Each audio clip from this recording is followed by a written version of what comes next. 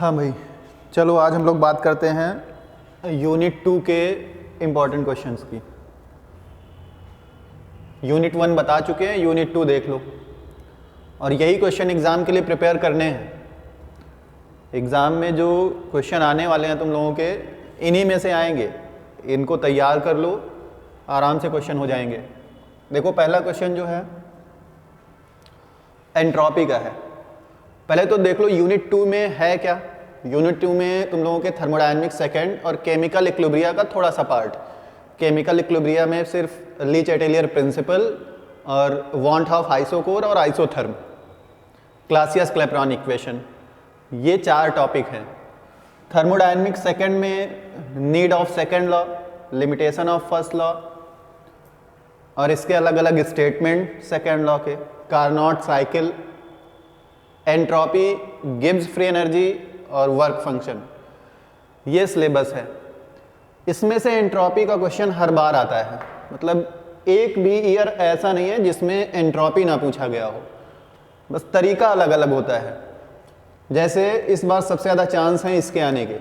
What is entropy, what is the physical significance of entropy, so that for the isothermal expansion of an ideal gas delta S change in entropy equal R ln V2 upon V1। तो पहले तुम्हें delta S का formula derive करना है और फिर उसमें isothermal condition लगा देनी है। आइसोथर्मल कंडीशन मतलब टेम्परेचर कांस्टेंट रखना है। और जब टेम्परेचर कांस्टेंट होगा तो जो फर्स्ट टर्म होता है Cp ln T2 upon T1 या Cv ln T2 upon T1, वो टर्म 0 हो जाएगा, R ln V2 upon V1 बचेगा। ठीक है। सेकेंड क्वेश्चन है derive the relation delta G change in free energy equal delta H change in enthalpy plus T del delta G upon del T at constant pressure. ये relation वही relation है जिसको तुम लोग बोलते थे गिब्स हेल्महोल्ट्ज इक्वेशन।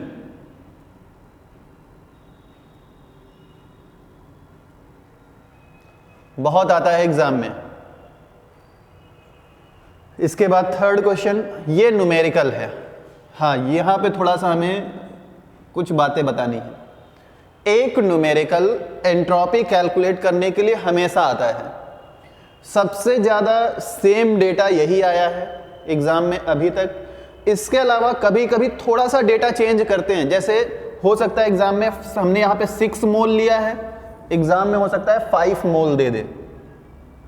हमने यहाँ 10 लीटर टू 100 लीटर लिया है, एग्जाम में 1 लीटर टू 80 लीटर दे देते हैं। मतलब ये डेटा तो आता ही आता है एग्जाम में। इन केस ये ना आए तो चेंज यहां पे हो सकता है, 1 टू 80 दे सकता है, या फिर चेंज यहां पे हो सकता है 6 मोल के बजाय 5 मोल दे सकता है। बाकी सेम डेटा यही रहेगा, कोई चेंज नहीं होगा। या फिर कभी कभी मिक्सिंग ऑफ एंट्रोपी, आज तक सिर्फ एक बार पूछा गया है मिक्सिंग ऑफ एंट्रोपी हाइड्रोजन के लिए, तो उसको ज़्यादा इंपॉर्टेंस नहीं देते हैं।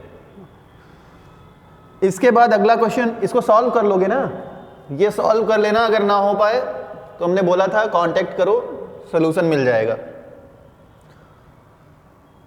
अगला question, justify the need for second law of thermodynamics. मतलब तुम्हें यहाँ पे फर्स्ट लॉ की लिमिटेशंस बतानी है, तुम्हें जस्टिफाई करना है कि सेकेंड लॉ की जरूरत पड़ी थी। मतलब फर्स्ट लॉ में जो कमियां थी वो बताओगे, उन्हीं कमियों को दूर करने के लिए तो हमें सेकेंड लॉ की जरूरत पड़ी थी। तो चाहे एग्जाम में पूछा जाए limitations of first law of thermodynamics या पूछा जाए need for second law of thermodynamics, दोनों सेम चीजें हैं। तो कह रहा है justify the need for second law of thermodynamics and right it's different statements. जो हमने सारे स्टेटमेंट करवाए हैं, केल्विन, क्लासियस, जूल, वो सारे स्टेटमेंट लिखने हैं तुमको। उसके बाद कह रहा है derive an expression for the variation of entropy with temperature at constant volume and pressure. इतना करने के बाद तुम्हें एंट्रोपी का वेरिएशन दिखाना है, मतलब change in entropy with temperature. वो भी कांस्टेंट वॉल्यूम और प्रेशर पे, मतलब कांस्टेंट वॉल्यूम पे एक बार कांस्टेंट प्रेशर पे, यानी आइसोकोरिक कंडीशन और ये आइसोबारिक कंडीशन। तुमने डेल्टा एस का फॉर्मूला पढ़ रखा है, इसका डेरिवेशन करवाया है, CVln T2 upon T1 plus Rln V2 upon V1, और एक दूसरा फॉर्मूला करवाया delta S CPln T2 upon T1 plus Rln P1 upon P2। ठीक है, ये दो फॉर्मूले करवाए हैं। तो बोला है देखो change in entropy with temperature, temperature change कर रहे हैं ना T2 T1, लेकिन उन्होंने बोला वॉल्यूम को कांस्टेंट कर दें। तो वॉल्यूम को जब कांस्टेंट करोगे इस इक्वेशन में तो ये टर्म जीरो बचा, क्या डेल्टा एस इक्वल, यहां पे क्या आ जाएगा, delta S equal CVln T2 upon T1, ये रिलेशन डिराइव करना है। और फिर बोल रहा है कांस्टेंट प्रेशर, प्रेशर कांस्टेंट करोगे ये टर्म जीरो हो जाएगा, तो डेल्टा एस क्या आ जाएगा, CPln T2 अपॉन T1। यानी पहले तुम्हें यही रिलेशन डिराइव करने हैं और फिर इसमें आइसोकोरिक और आइसोबारिक कंडीशन लगा देनी है, ये फॉर्मूला तुम्हारा डिराइव हो जाएगा। ये पूरा क्वेश्चन 15 मार्क्स, 16 मार्क्स, 17 मार्क्स ऐसे आएगा, क्योंकि इसमें 3 क्वेश्चन है।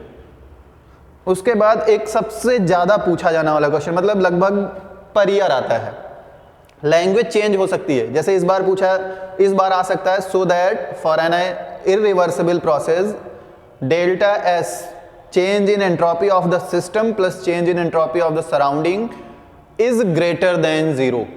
या फिर क्वेश्चन ये पूछा जा सकता है, proof that delta S irreversible is always positive. या फिर यह भी पूछा जा सकता है कि explain the entropy of the universe is always increasing. मतलब सबका सेम एक्सप्लेनेशन होगा, यहाँ पे डेरिवेशन भी करवाया है। ये वो क्वेश्चंस हैं जो तुम लोगों को प्रिपेयर कर लेने हैं। यूनिट 1 तुम लोग प्रिपेयर कर चुके होगे ईमानदारी से। तुम लोगों के एग्ज़ाम थोड़ा सा पोस्टपोन हुए हैं, अब 18 से एग्ज़ाम है, 18 जनवरी से, मतलब टाइम मिल गया है सफिशिएंट। अगर अभी तक नहीं प्रिपेयर किया है तो अभी टाइम है। एक लिमिटेड क्वेश्चंस बता रहे हैं, यूनिट 1 में 5 क्वेश्चन बताए थे, यूनिट 2 में ये 5 क्वेश्चन हैं। आराम से दोनों यूनिट अगर प्रिपेयर कर लोगे तो तुम्हारे 3 से 4 क्वेश्चन हो जाएंगे, मिनिमम 3 मैक्सिमम 4। अभी तक जितने क्वेश्चन बताए हैं इनमें से 3 से 4 क्वेश्चन कम से कम मिल जाएंगे, 5 ही तो करने हैं। अभी अगली यूनिट बताएंगे, 3 यूनिट मिला के 5 क्वेश्चन आराम से हो जाएंगे। मतलब बहुत ज़्यादा स्ट्रेस लेने की ज़रूरत नहीं है, इनको प्रिपेयर कर लो, आराम से हो जाएगा, कोई टेंशन वाली बात नहीं है। बस थोड़ी सी मेहनत कर लो, अभी टाइम मिल गया है, ये तुम लोगों के लिए अच्छा है, तो थोड़ा सा फोकस करके स्टडी करो। चलो।